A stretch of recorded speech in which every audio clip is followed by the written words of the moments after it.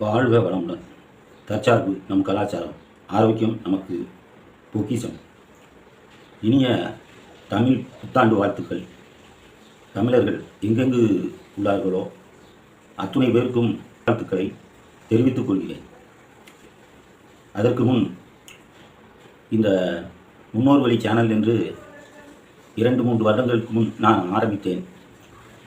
எனக்கு சந்தாதாரர்கள், பார்வையாளர்களாக இருந்த அனைவருக்கும் மனமார்ந்த நன்றியை தெரிவித்துக் கொள்கிறேன். இன்று சித்திரை 1 தமிழ் புத்தாண்டு. இது விசு கனி என்பார்கள், சங்கராந்தி என்பார்கள். தமிழர்கள் தென்னிந்தியாவை பொறுத்தளவில் தமிழர்கள் முக்கியமாக சித்திர வருடப்பிறப்பு இன்று முதல் நாளே வீடுகளை சுத்தம் செய்து என்னென்ன தேவையான பொருட்கள் இருக்கின்றதோ அனைத்தையும் வாங்கி வைத்து விடுவார்கள். விசு கனி என்றால் மா, பலா, இப்படி பல வகைகளை எடுத்து வைத்திருப்பார்கள். எலுமிச்சை, தங்கம், வீட்டில் உள்ள தங்கம், இப்படி வகைகளை எடுத்து வைத்து அந்த வழிபாட்டுக்காக வைத்திருப்பார்கள். இன்று அவர்கள் சித்திரை வருடப்பிறப்பை கொண்டாடுவார்கள். இன்று என்ன ஒரு முக்கியமான நிகழ்வுன்னா, சூரிய பகவான் ஒரு வருடம் 12 மாதங்கள் சுற்றி இன்று முடித்து 2வது ஆண்டில் அடியெடுத்து வைக்கின்றது. அதன் பயணத்தை முடித்த முதல் நாள் தான் சித்திரை வருடப்பிறப்பு. ஒவ்வொரு ஆண்டுமே தமிழர்களுக்கு இதுதான் சித்திரை வருடப்பிறப்பாக சொல்லப்படுகின்றது, தமிழ் புத்தாண்டு என்று.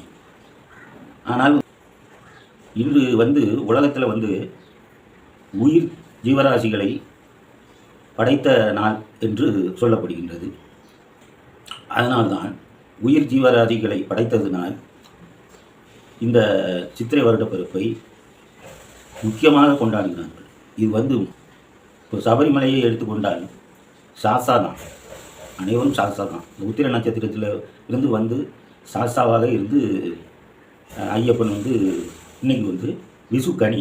இன்றைக்கி அந்த சாஸ்தாவுக்கு கனிகளை மட்டும் வைத்து இன்னைக்கு பூஜிப்பார்கள். இன்று இந்த சபரிமலையில் அந்த பூஜை நடக்கும். இன்று உலகத்தில் உள்ள தமிழர்களும் அந்த பக்தர்களும் இன்று சபரிமலைக்கு செல்வார்கள். அதை சென்று அந்த விசு கனி அந்த பூஜையை நடக்கும்போது அந்த ஐயனை தரிசித்து விட்டு வருவார்கள். இது ஆண்டாண்டு காலமாக நடக்கின்றது.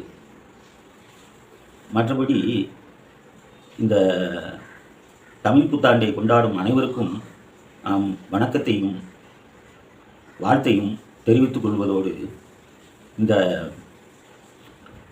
இணையத்தில் உங்கள் முன் நான் பேசுகிறேன்.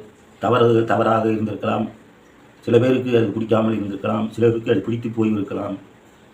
அதையெல்லாம் கருத்தில் கொள்ளாமல் நீங்கள் அத்தனை பேரும் எனக்கு தொடர்ந்து ஆதரவு தருவீர்கள் என்று நம்புகிறேன்.